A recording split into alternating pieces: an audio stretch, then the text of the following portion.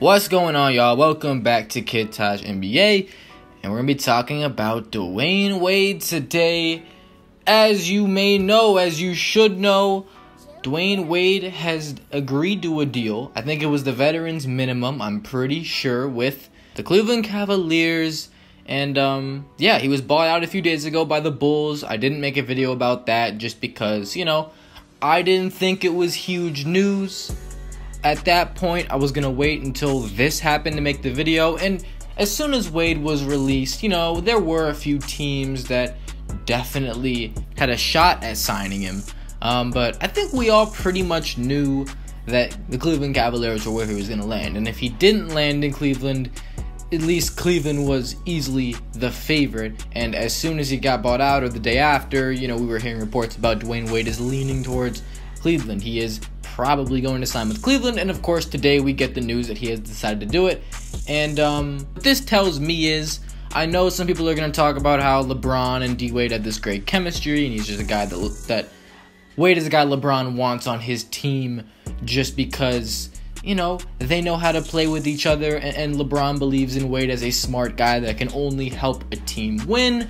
But when I look at this, I'm thinking, well, Cleveland is definitely trying to stock up on as much pure talent as they can. The DWade and Rose signings are such clear examples of this, because the Cavs know that they're not going to beat the Warriors unless they do better than they did last offseason and get a better team this season than last season. That's the only way, barring a Kevin Durant injury or something like that. So the Cavs are going out and they're signing these names that, look, they're not sure if these players are going to fit in with their team. I'm talking about Rose and Wade, but they can get them for cheap, and they're guys that have cemented themselves as players that can have huge impacts on a basketball game, and we've seen it before.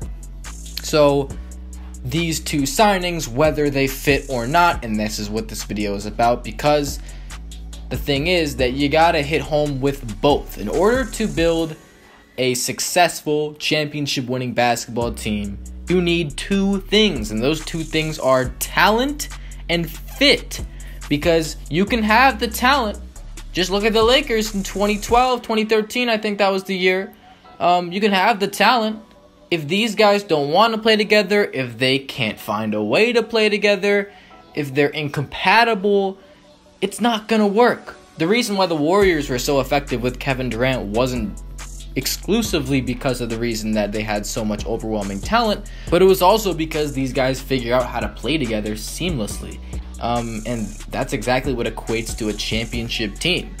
You never saw any selfishness, and not even a lot of iso ball on a team with Kevin Durant and Curry and Thompson and Green and all those really talented guys.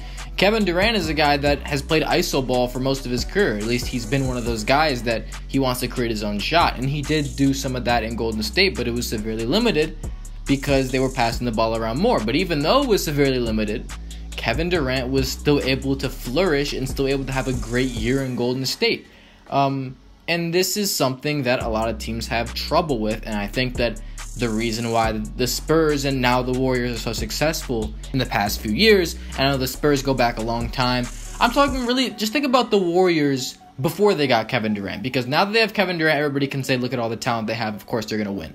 But even before Kevin Durant came, how did a team with these guys, Curry, Thompson, and Draymond Green, become a 73-win team? I mean, they were a team. They didn't play the iso ball. They didn't play the iso game. They just moved the ball, spaced the floor. They had their shooters. They had their defenders. They had guys to do this. They had a system that worked. The Spurs, what have they done for the last 20 years? They have a system. They move the ball. They play as a team. And unfortunately, we don't see this enough.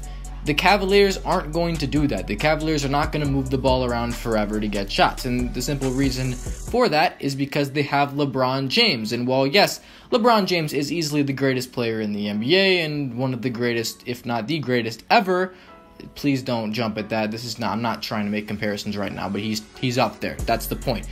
LeBron is not going to participate in a team, at least at the age he's at. Maybe when he's older. I don't know. We're not going to talk about that. LeBron right now is not about to participate in a team where everyone just moves the ball and no one's dominating the ball handling abilities, and that's because LeBron is a guy you need to have the ball in his hands to be successful, and we've seen the results of that. So adding D-Wade and D Rose, I'm going to talk about D Rose a lot in this video just because he fits with what I'm talking about. These guys aren't helping as much as they might seem. You might look at guys like this and think, oh, look at that. They got D Rose and D-Wade and we know what they can do. But the thing is that LeBron James has always been at his best when he has shooters all around, just snipers all over the court. He makes shooters great. I mean, take a look at guys like Kyle Korver and Ray Allen. Not that he made Ray Allen or Kyle Korver great, but look at what he was able to do with them. Look at what they created and what these guys can do playing with LeBron, how they can get their open shots. I mean, look at a guy like Channing Frye a couple seasons ago when he was incredible in the playoffs. Look at J.R. Smith. And just in general, shooters that we've seen LeBron play with. Shooters are the guys that LeBron would like or should like to play with. And I know that you can't just load a team with all shooters, but you gotta have some shooters out there. With LeBron James, you have to. That's why J.R. Smith is so important to the Cleveland Cavaliers. And yes, you do need a star or two with LeBron. Of course, you will need this because you gotta have a few stars to, maximize your chances of being that championship team. But here's the thing, with D-Wade and D Rose out there, with those two guys playing, just think about it right now. I know that in the playoffs you're going to have Isaiah Thomas starting instead of D Rose, but for the first few months of this season, I think we're going to expect D Rose to start and maybe D-Wade to start as well. I hope this is not the case, and I hope a lot of you are in the comments right now like, oh, what? D-Wade's not going to start? I hope D-Wade doesn't start for this team. Some people are probably going to say he's going to start. Some people are going to say he's not going to start. And the reason why he wouldn't start isn't because he's not good enough to start, but it's just because D-Wade doesn't fit as a starter on this team. He would be great on the bench because he would give them a guy that was really capable of carrying the load when they had key guys off the floor, and that's something very important that we didn't see the Cavs have last year. When LeBron was off the floor, they were terrible. So guys that can play well when LeBron's off the court, I mean, that's valuable. But starting, especially if you have Rose, Wade, and LeBron, I think that would be a disaster. Honestly, yeah, these guys can play, but come on. First of all, D Rose and D-Wade in a backcourt is going to be terrible. It's going to be terrible. I don't think, and that's a problem that I think we will see throughout the year, because even if Isaiah Thomas comes back or doesn't come back, regardless, if they bench D-Wade, like put him on the bench, have him come off the bench, and D Rose later in the season when Isaiah Thomas comes back, you're going to have a bench group with these two guys playing together. And I don't know exactly how that's going to go down because I don't think that's a very good idea. These are guys that both can't shoot spot-up shots from three or really threes in general. They rely on their mid-range and driving games, but when you have two of those guys out there at the same time, it's going to clog a lot of stuff up. And also not to mention that neither of these guys are looking to pass the ball to teammates more than they are scoring. I know that these guys, they can be playmakers, but they're not pass-first type players. So it's going to be very interesting. Dwyane Wade on the Cavs, in summary, I think that I'm not sure if I like the move, but if you're the Cavs, you're thinking, hey, why not? We have this extra spot for D-Wade, and we can get a guy that averaged 18 a game last year, maybe to fill out our bench, or if they want him starting, whatever, and he has chemistry with LeBron. So they're thinking, look, this guy can play a little bit. He used to be amazing, but he can still play, and LeBron and him have good chemistry, and he's a smart guy. He'll probably have a good impact on the locker room. And yeah, a lot of these things could be true. But when it comes to the guard fitting, it's going to be concerning to see how this unfolds. I think it's going to be very interesting. I like it, actually, just because of the fact that, it's just more dynamics for the season, more just things to watch for. It's going to be cool.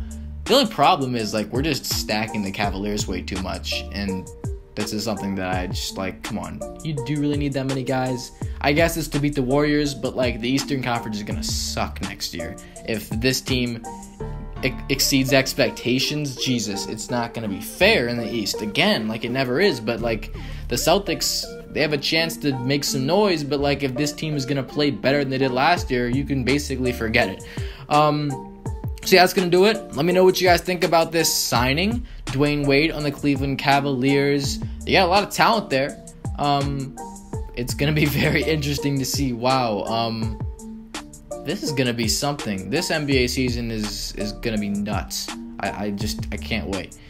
These trades got me excited. It's too bad my team sucks, but I'm gonna have to live that for the next few years. But I'm just gonna be an NBA fan for the next few years, pretty much. So I gotta hope they lose, get that #1 pick. The Bulls, come on, we gotta get that. But I'm excited to see the other teams and like all these new guys and new teams. It's like, wow, I can't wait. This is a really good. I think it's gonna be a really good season for the NBA. As always, it's Kid Taj. Like it up, subscribe if you're new, and I'm out. Thanks for watching, y'all. Peace.